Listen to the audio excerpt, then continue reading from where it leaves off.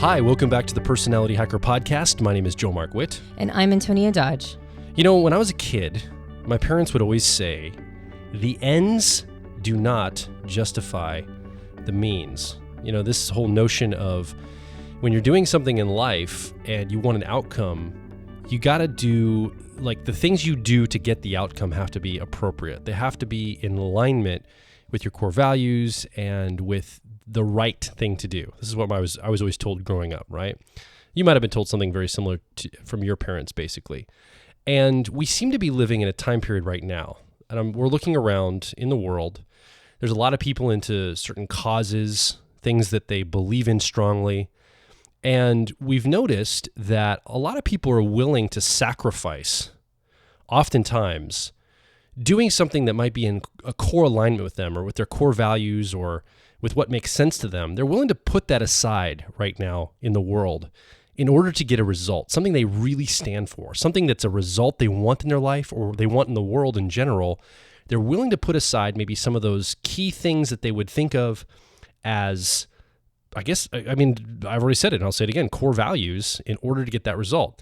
So today we thought we'd talk a little bit about the difference between just getting a result, you know, the end point, the results in life, versus the means to get those results, the process that you go through in order to get a result in your life. Which one, as you're looking in life, which one is more important? Which one should we as humans value over the other? Which one's the appropriate way to move through the world and get things accomplished?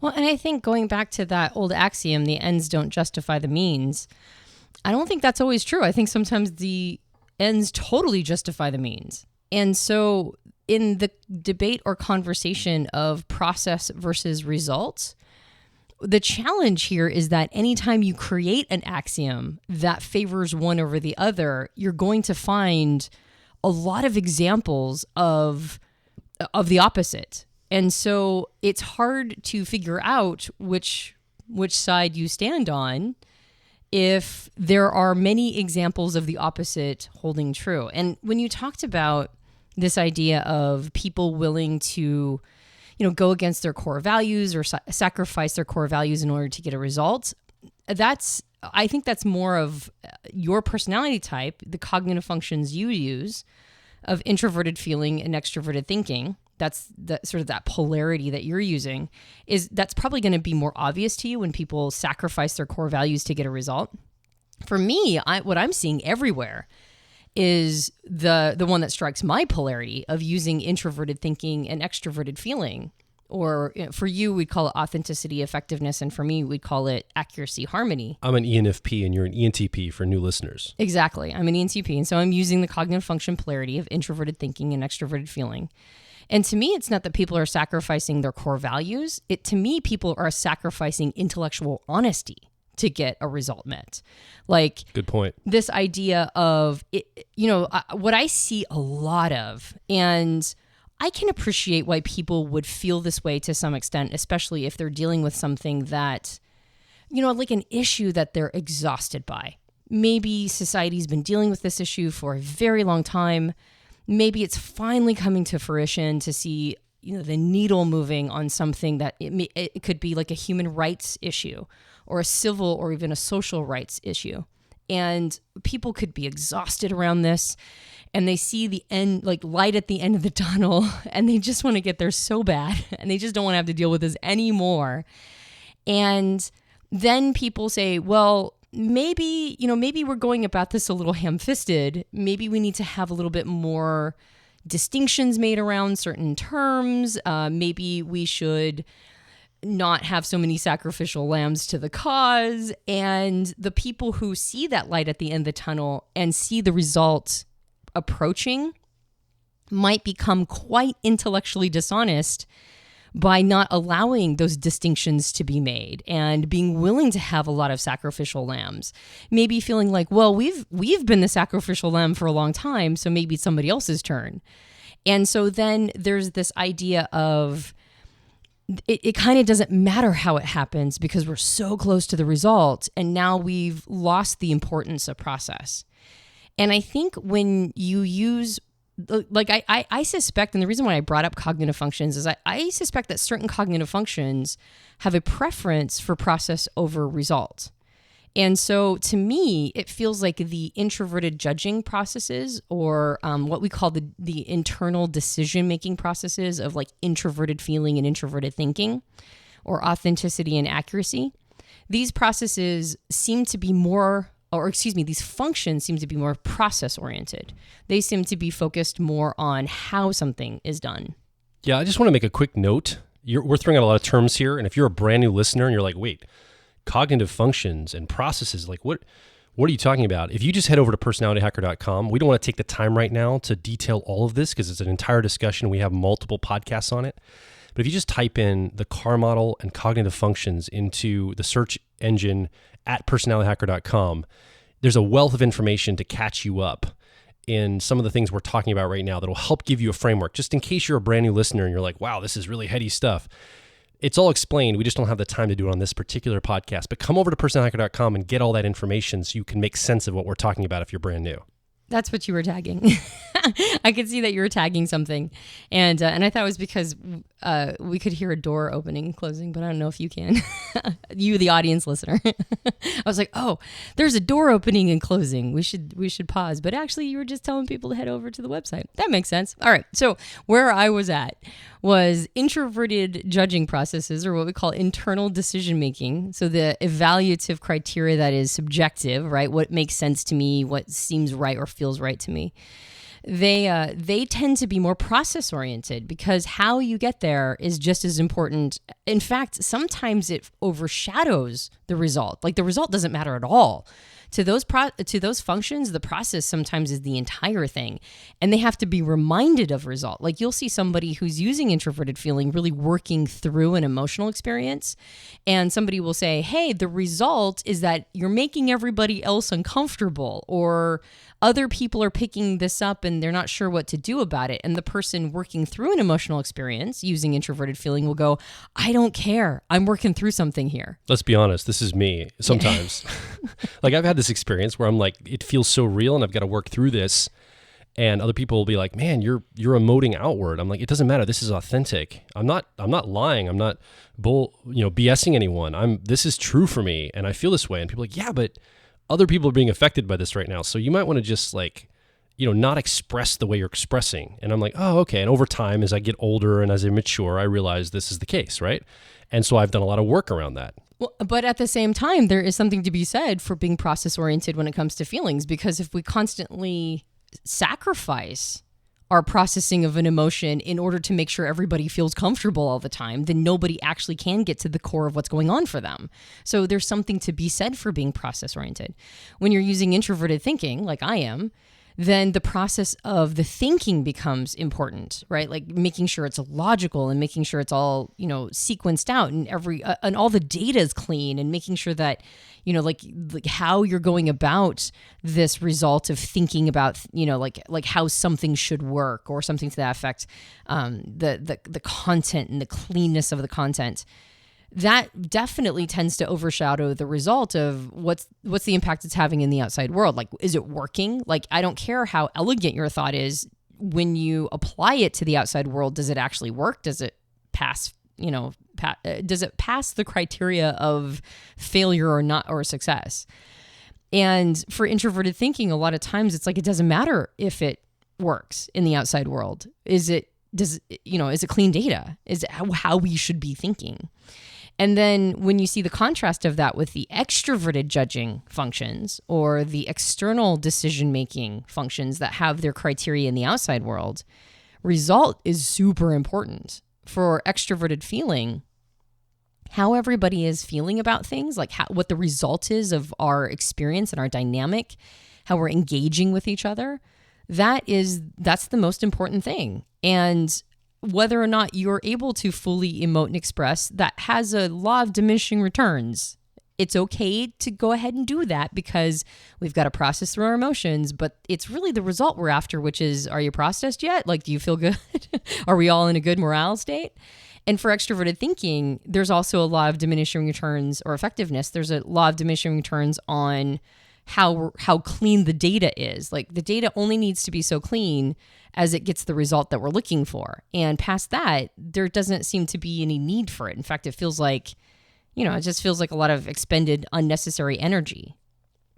So there's definitely these cognitive functions that are thinking in should statements and how we should be living our lives and going about the world. And they're very different. They're almost diametrically opposed in their end game, which one is the process and the other one is the end game. So which one is right? Which one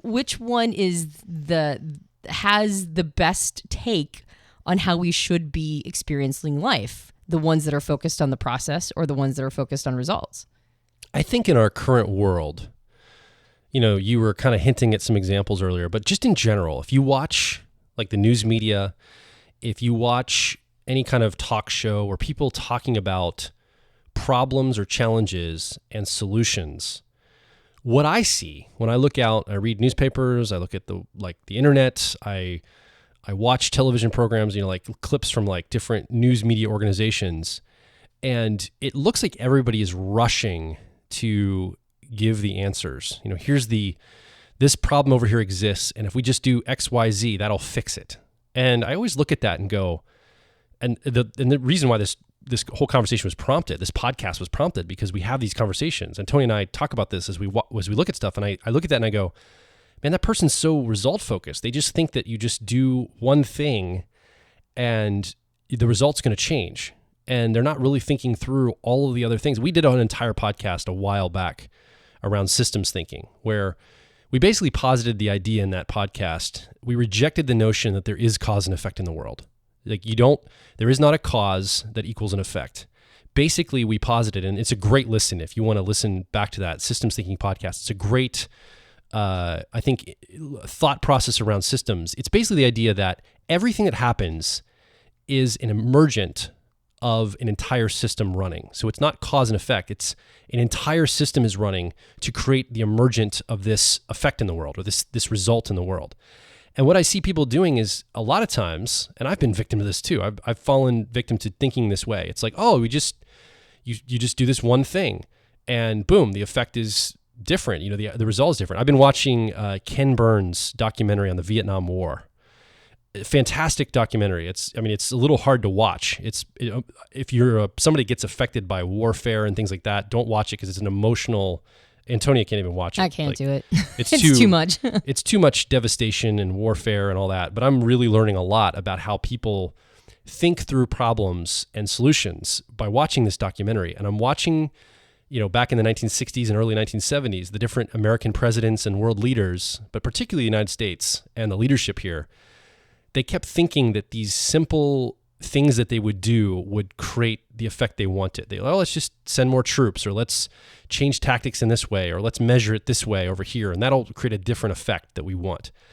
And it's like, I keep hitting the side of my head going, think about process, guys. Think about more than just the one thing or the soundbite that's going to sound good, or your political career, the result you want to get reelected. Think about all the things moving. Think about how this is going to play to the people, the troops that are on the ground. It's baffling to me to watch. And again, hindsight's 2020. It'd probably be different if you were in the, in that time period looking at it. You don't have all the information we have now. So it's easier to look back and compress everything in a time frame and say, oh, I'd make this decision here or this decision here, right? So maybe I'm being result focused by thinking this way. But in terms of the problems of the world, we're so quick to jump to sound bites. We're so quick to jump to the answers when I don't even know if we've framed the questions correctly. We're not sure how the process is working to get to the results that we want in life. And again, that's on a micro level. That's big world problems. But let's bring that down to our personal lives. Let's think about the things that we want to see different. And we talk a lot about seeing your life as a system that's running. And it's not just a system that's running, but there's little processes. The systems are almost like these things outside yourself, but there's also processes running to make that system work. And it's my experience and my perspective that if we could start focusing more on the process rather than the results we want, get the process clean first, then let's talk about all the different things that we want to happen in the world. But until we get that clean first, all we're doing is throwing a bunch of good money after bad, basically.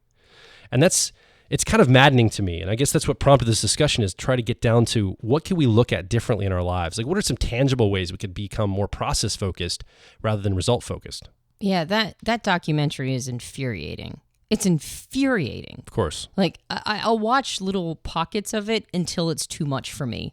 And then I'm like, what? What were you thinking? And again, hindsight is 2020. And isn't that the benefit of actually looking to the past? Yeah. So that we can learn the mistakes from the past. Back to the question that I asked before, and you just mentioned that for you, when you see people being so results oriented, the question is, can we do better at being process oriented? And my question was, well, who of the 4 judging processes that we all, all the different 16 Myers-Briggs personality types use as a primary way of evaluating the world, evaluating criteria, we all choose one of them as our favorite. Which one has the best take? And I would argue all of them. We need all of them. We need to have a way that we emotionally process, and we need to have a way that we recognize how our emotional processing is impacting the world outside of us. And we need to understand that there is a lot of diminishing returns. And by the same token, if we're all just being happy for each other, we become a Black Mirror episode, and we don't ever actually process through our true feelings. And we need a way to have results and move the needle and see big things happen in the world. And we need to make sure that how we go about it is not damaging and is creating a sustainable system, because the process is oftentimes what negotiates how long the result you're going to get is able to, how sustainable that result is going to be. And so we need both. We need process of resource management and thinking and logic, and we need the results of resource management as well.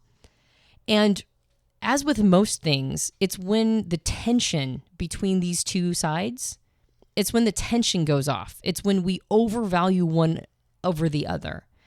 That's usually when we run into trouble, when we don't understand that we have to have both. My fear, and when I look at some movements, my fear is that when people get to the light at the end of the tunnel and they get the result that they want and that they've been desiring for decades, hundreds, thousands, millennia, depending upon what exactly kind of movement we're talking about.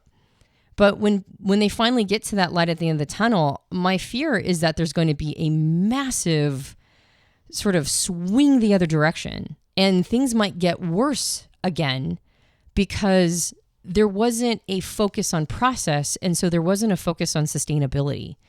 They just wanted to taste victory. And it was okay that it was victory at the cost of other things. It's okay that it was victory at the cost of distinctions and definitions and being kind and considerate to people who, maybe not even kind and considerate, maybe just compassionate to people who are perceived as the villains in the situation. The process of getting outside of, say, like the drama triangle, that's a podcast we've done before too, the drama triangle versus the empowerment dynamic. What's great about getting out, the challenge with the drama triangle is that there is nothing that really can be done except for staying in those dynamics. And we're talking about being either one of these characters, the victim, the villain, or the hero. That's what the drama triangle is. Right. And we just swap roles all the time. And there's really not a lot of thinking that goes into that because it's such a black and white way of seeing reality. And then when we go over to the empowerment dynamic, which is it's an answer to the drama triangle. It's like a stepping stone outside of thinking in these ways. You exchange the villain for a challenger, which doesn't have intent to it. The villain always has intent. The challenger doesn't. The challenger can just be something that is in your way, just be an obstacle. And then you've got the hero, which turns into a coach. A hero is somebody who saves the day. A coach is somebody who guides another person, but doesn't do the work for them. And then instead of a victim, you have a creator. So a victim is always on the receiving end of life, whereas a creator is a creator of life. They're the ones who move through with power. And everything they experience in their world is something that they've created on their own. So what's great about the empowerment dynamic is that it encourages people to focus on both process and results. The process being that I'm a creator. That means I'm in the process of creating at all times. So the results I'm getting are of my creation. So I need to be careful about how I'm creating. I need to focus on the process. But then I also have to focus on the result, which is the result around me gives me a feedback mechanism or feedback loop to let me know whether or not my process was good. And so if we just focus, then moving outside of that entire model, but I think if we were just started grabbing models randomly, because we talk a lot about models and maps here at Personality Hacker, if we just started grabbing models, I bet all of them would encourage us to focus on both process and result, knowing that the result is a feedback for the process and knowing that the process feeds into the result. Sure. It's cyclical. So if we remove one or if we sacrifice one in behalf of the other, you're not going to get very far. You're not actually moving the needle. You're synthetically creating something that gives you an emotional hit. Like you get a hit that you move the needle. But if it wasn't sustainable, you didn't actually move the needle. If you look at this, you mentioned earlier this idea of a tension point. And I agree with you. I think that the tension point... So we've talked about a couple different concepts. Let me just bring this all down to a couple things here. We've talked about the macro view of like society and, watching the news media and hearing sound bites and seeing people so result focused over process focused. Then we zoomed it down to the individual level where you in your own life could maybe be process or result focused. And let's just zoom it down into the personal life, your personal life, you listening, and me and Antonia. Let's just talk about the three of us for a second. So we probably, as we're talking about this, there is a tension point. Sometimes we're going to have to be process focused because refinement of our processes and getting clean thinking or clean feeling or clean whatever around what's happening for us individually is really important. And other times we have to almost ignore our personal feelings. Like if I'm always process focused, if I'm always going, well, I don't feel good today. I don't feel like getting up out of bed and doing this for the Personality Hacker business today. I just don't feel like it. I'm super process focused because I want to do everything in perfect alignment with me. I'm in all process. Or if Antonia said, this just doesn't make sense for me to do today. I just don't think it makes sense for me to do this thing. But there's other people maybe relying on us or whatever else. Sometimes we have to put aside some of our, and I guess you could see a higher ethic or a higher process there. Like, well, other people are depending on you. So add that equation in too. But let's just say if you broke it down to simple means and said, well, I don't feel like doing this today. I'm just not going to. Well, it's sometimes we have to put aside I have to put aside my personal feelings, for example, sometimes, and the process and refining that perfectly in order to get something done in the world. I have to almost favor the other side, the results that I want to create. And I can't be pure. I can't have a purity of process at all times. Otherwise I just sit there and continually refine how I feel and refine all these nuances of everything. Sometimes I just have to say, it doesn't really matter how I feel today. I have to get this thing done. And so I'm going to put aside all that and I'm going to get it done. And maybe you listening are different. Maybe you are very results-based. You're the type of person, maybe you use extroverted thinking, effectiveness, or extroverted feeling, harmony, and you are very results-focused. You really want things to happen in the outer world. You want your family to be in harmony with each other, or you want that business that you are running, or the job you're doing to be really efficient and effective and just make it streamlined. And you're really overvaluing that side. If the tension point's what we're after, if we're after tension of process versus result, then we each of us favors, if it's a seesaw, we probably favor one over the other. And so what I'd like you to start thinking about right now as you're listening, which one do you think you favor? Let's start putting this together. We can keep talking about this a little bit more here, unpacking some more ideas, but start planting the seeds in your own mind to ask the question, am I more process focused? Am I more comfortable refining my thinking or feeling and who I am and what I'm all about, almost like not static, but right where I'm at, just churning and refining that? Or do I lean more heavy to the let's get results done in the outer world or even the inner world, whatever, but results focused of that? Which one do you tip over to? Because I don't think anybody's perfectly balanced. We all probably have a tendency of where we end up on that scale between the tension point there. And then we can start asking questions about, okay, what do we do about that? But just start asking yourself now as we continue talking, what's emerging for you? Where do you think your focus is? Where do you think you tend to fall along that line? And I would argue that even though each of these judging or decision-making cognitive functions, they themselves have a preference, it depends on where they fall in your cognitive function stack or in your CAR model of your personality type that will dictate which one you favor. And By that, I mean somebody who leads with like extroverted thinking or effectiveness or extroverted feeling or harmony. So like all the EJs, they're going to most likely be results oriented. But that process, or that cognitive function rather, is balanced by its polarity opposite. And so extroverted thinking's polarity opposite is introverted feeling or authenticity. And so an ETJ that's using that effectiveness or extroverted thinking might be super results focused when it comes to resource management. But then when it comes to their emotions, they might actually favor the process of going through their emotions. That might be their instincts, because that's the other cognitive function that's in their car, even if it's not particularly strong for them. It might still be something that, something that like sort of sneaks up on them, is the desire to fully process their emotions when they get into an emotional space. And then the opposite would hold true for that polarity too. IFPs that lead with introverted feeling or authenticity will probably most likely be process oriented when it comes to their emotions, right? Like anything that has to do with an emotional appeal or what's going on for them or how they're feeling, they're going to be very process oriented. But then when it comes to doing something in the outside world or getting a job done, their polarity opposite of introverted feeling is extroverted thinking or effectiveness. It would be the 3-year-old in their car or their inferior function. And so they might be very results focused. Like they don't care how it gets done. They just want to get it done when it comes to getting something done in the outside world. They don't even care about the process at all. They just want to make it happen. And then if you look at the other polarity we're talking about of introverted thinking or accuracy versus extroverted feeling or harmony, then the TPs are probably going to be process oriented when it comes to their thoughts and their concepts and the refinement of how they're thinking. But then when it comes to emotional relationships or emotional things, they might just want that connection. They kind of don't care what the emotional process is. They're going to be more focused on the result of a human dynamic and how people are impacting each other. And then the opposite is going to happen. Somebody who is harmony leading or extroverted feeling, all the FJs, they're going to be people who are more about the results of the dynamics and how we're impacting each other. But then when it comes to thoughts, right, they're going to be more process focused.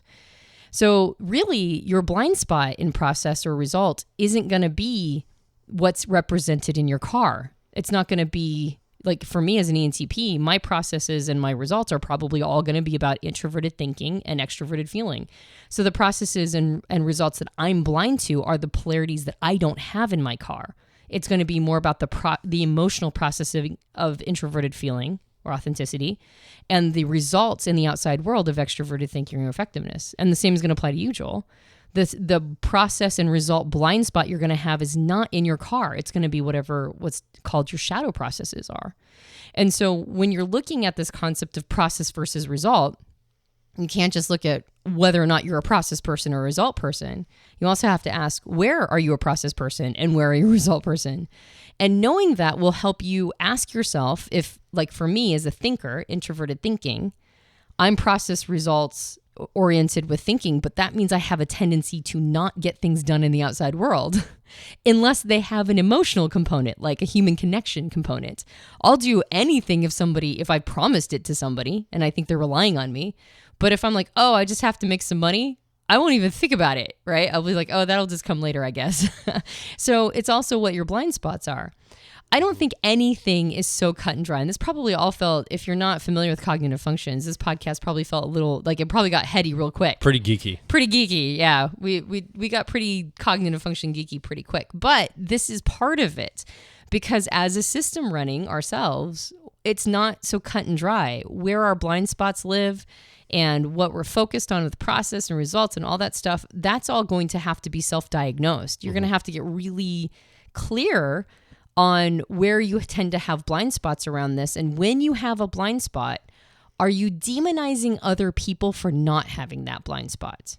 As in, if you're a person who doesn't think about like with introverted thinking, if you're a person who doesn't have introverted thinking or accuracy in your car, and somebody else wants to create distinctions and definitions around something that you believe doesn't need distinctions and definitions because we should only be caring how it's impacting people or getting to the result we want, are you demonizing them for wanting that? Because what they're doing isn't necessarily against you. What they're doing is complementing you. they're seeing something that's a blind spot for you, and so they're handling that piece. So listening to each other and being willing to have some space held for other people's functions and where their process and results oriented, especially if it contradicts our own, they might be providing a service. It might not be something that they're against you. It actually might be that they're complementing you and helping you move the needle. Yeah. Don't look at it as function-splaining. It's just them doing their thing. So I just realized, and for the sake, or at the risk, not at the risk, I'm just going to go meta. I'll just say that. To go meta, like literally in this conversation right now, you can probably see which one of these Antonia and I lean toward, right? Naturally, because this entire conversation is a process-oriented conversation. We're saying basically this narrative that we're positing, or this idea we're putting forth, is get more into the process part of this. Like, we're asking you to think more about all the cognitive functions you use, all the process of how you can assemble your personality, and then all the shadow, processes there. We're using the word process to mean two different things here, so I'm trying to be careful. But all the different cognitive functions you're using that aren't in your stack or in your car, we're asking you to look at those. We're asking you to refine your process in this. And so you can already see the bias from us. We're probably both, as we're talking, I'm realizing, going meta on this conversation, we're probably very process-focused ourselves, more than result-focused. Absolutely. I think that's probably one of the reasons why we have a podcast where we talk about the process of things all the time. Yeah. And I think that we probably would be further along in our business and maybe, the outer world things that we could do, but we're so process-focused. We're like, let's just keep refining this. And one of the things I think we're trying to do right now is we're trying to get more balance, more tension point over to the results side. So we're trying to continue refining our processes, but we're also trying to add in elements, and we're hiring people into our business, for example, that can help us get better results, because we think we can grow bigger and faster with having certain people that can look at our blind spots and help us make some decisions for the future. But before we did that, we wanted to be very clear on the trajectory and the process that we're doing. And we spent a lot of time here with our internal team working on process stuff too. So you can just see our bias already coming through as we're talking. You probably can pick that up in a meta way. And you probably, listening, have your own bias. Like if you did your podcast, you'd probably have a way of going about it, and you'd probably either deliver on the results side or the process side if you were talking out some of your ideas. But I think it's interesting that when you talked about those blind spots, things that other people, function-splaining basically, somebody telling you, hey, you should do this thing, and you're like, well, you're just telling me because blah, blah, blah, or whatever. But listen to those voices. I think that's interesting. Especially if you're getting triggered around it, man, if you have some resistances come up. When I have resistances come up in my life, that's where I want to pay attention to. I like to shine lights on that. I like to say, wait a second, what's going on here, Joel? Why are you resisting this? What's happening here? And it might be a legitimate reason. Maybe somebody's being rude, or they don't really have a voice in my life, or they shouldn't have a voice in my life. So I have to look at that.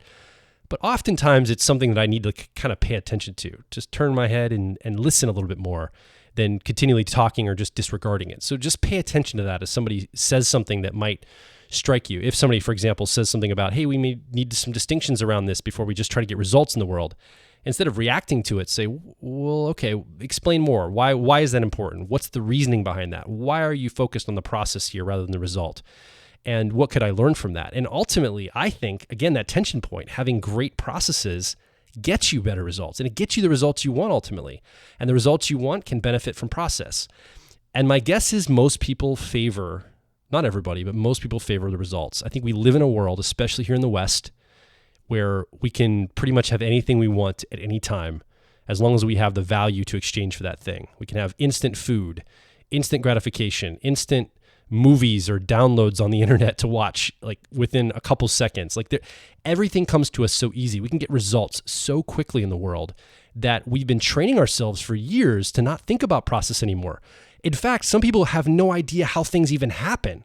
Like, there's things that happen in your life that you don't have to think about.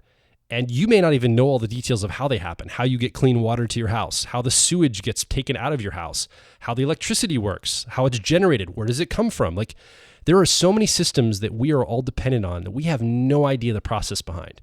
So this doesn't just go into our personal lives. This goes into the world around us too. If we think about the processes that are happening on everything, it starts to open us up to say, maybe I don't know everything that's going on. Maybe the results that are happening aren't happening for the reasons they're happening. Maybe I need to look more at the processes here. Maybe the process is where the levers can be pulled and the effect can really be made into a different effect than what I thought could happen. Yeah, absolutely. In fact, I would argue that one of the things, well, I wouldn't argue this. One of the things that's been very disconcerting to me in recent times is how little interest younger people seem to have in history. Like people just seem to have, or not people, but I've noticed that about our age and younger, there's very little interest in history. We live in Gettysburg, Pennsylvania, which is a historic battle of the Civil War here in the United States. Yeah. And we've had multiple people our age and younger come into our sphere, into our lives. We're like, hey, like I used to be huge in the Civil War, but we've taken them out and said, hey, you want to go look at some historical things here? And multiple people have said, well, it's probably just, I'm not really interested. It's probably made up anyway, so I don't value it. Or it was like a lot of dismissal viewpoints on that. I'm like, really? This is a pretty significant situation in the United States that altered a lot of stuff. You sure you don't want to go look at this historical? Nah, I'm not interested. I'm baffled. I'm confused by that. I am too. And I recognize that, victors get to write history, and there is going to be biases in all historical accounts, including, monuments on battlefields. And this was a pretty significant battle in U.S. history, right? It's the one that established that, basically... It turned the tide of the war. It turned the tide of a war that ensured that slavery no longer exists in the United States. So it's kind of a big deal. And how many people are uninterested in checking it out and physically moving through that terrain and getting a little bit more historical fidelity? I'm just baffled by it. And that's, I think, one of the reasons why I go, man, guys, process is so important. How we got to where we're at includes timelines and history. It includes all of this stuff. It's not just result. It's not like, oh, well, I just get a benefit from the results of that war, so I don't have to think about the process of it. And it's like, maybe we're going back into a time period of having kind of shitty results because we're not interested in the process of how things happened. And you're right. I definitely have a bias around process. And at the same time, like you said, our business would probably be further along if we were results oriented. And I recognize that. I recognize the importance of results. But I think being interested in history and timelines and, distinctions and fidelity and all of the information and all of the different experiences that people had that have created the results, there's a lot to consume. And once you start going down that rabbit's hole, we can start to see using all these maps and models and using these concepts of systems thinking and using all of these concepts around processes, using all of this to go, why are we getting the results we're getting? Are they the results we want? Are we making sure that the results we're working towards have good processes that will make sure that they're sustainable and won't create backlash? And is this the world we really want to create? Because we're creators, right? We're not victims. We're creators. And so if we're all a part of creating the world we're seeing, are we making sure that we're creating it with really good processes? And so I think this is a subject that, is pretty near and dear to my heart. The other thing that I see happening, just as a quick caveat, I think people mistake policy for process. And I think there's a place for policy. And I think that we should be active to get good policies in place. And when I say policy, I mean like rules of law or certain legislation that just needs to be passed. And I think it's very important. That is somewhat process focused. But I think what I'm positing here, I think what we're positing here is a narrative that expands that a little bit. It's not just about, again, that can be distilled down to such a result-based thinking so easily by saying, well, if we just have this policy or this rule or this law in place, that'll create the effect we want. And while it might contribute to the effect we want, it's still a results-based approach. It's like, well, I just got to get this one law passed, or I just got to get this one policy in place. And I always think, well, no law is ever going to change the hearts and minds of people. We have to think in terms of an entire system running. And so don't mistake certain things that are seemingly process-focused for the actual process itself. Legislation or policy might be one of those things in the process, but there's other factors that have to come to it. The hearts and minds of people, the culture at large, the way people interact, the way people are wired, what they're attuned to, their attention. All of these things are part of that process-focused approach. And I think that's key, is don't take the false process. Sounds like false prophet. Don't take the false process.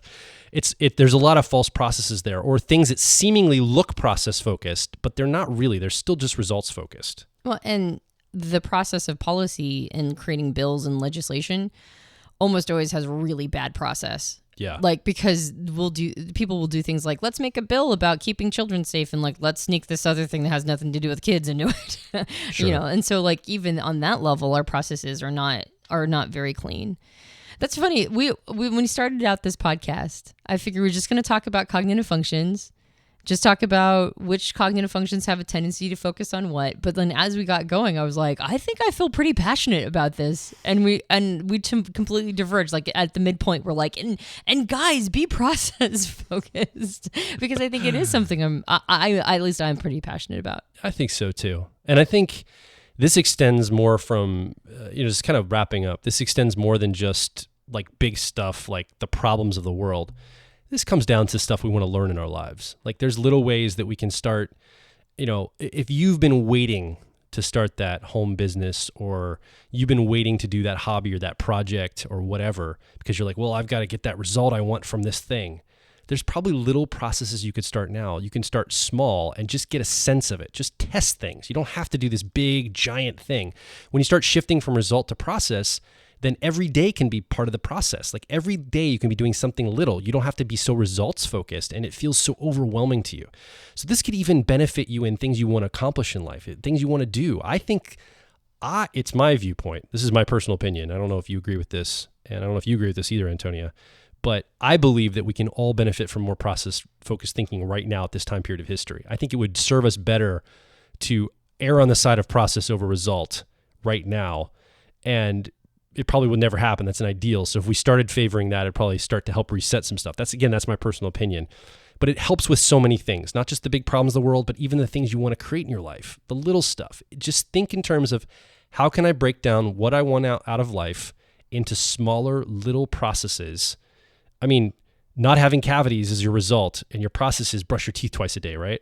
So there's like little things we can do every day that lead us to the result or the outcome that we want in life. And if we start thinking that way, I believe we'll have a better world. That's the narrative I think I want to tell people when I can get a microphone and talk to them like I'm talking to you right now.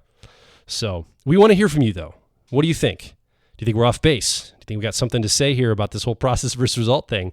We want to hear your story. We want to hear your feedback, your comments, your questions.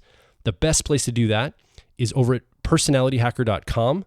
Directly below this podcast, you can leave a comment or ask a question and tell us your story. Tell us what you think. Tell us how you've maybe been process focused in your life and you're trying to get more result focused, or you're result focused, you want to get more process focused. We'd love to have your input and your voice represented here at Personality Hacker. Yeah, and if you enjoyed this podcast, you can subscribe to us on iTunes and various Android platforms. And if you're feeling particularly giving, you can leave us a rating review on iTunes. It helps us out a lot. My name is Joel Mark Witt. And I'm Antonia Dodge. And we'll talk with you on the next Personality Hacker podcast.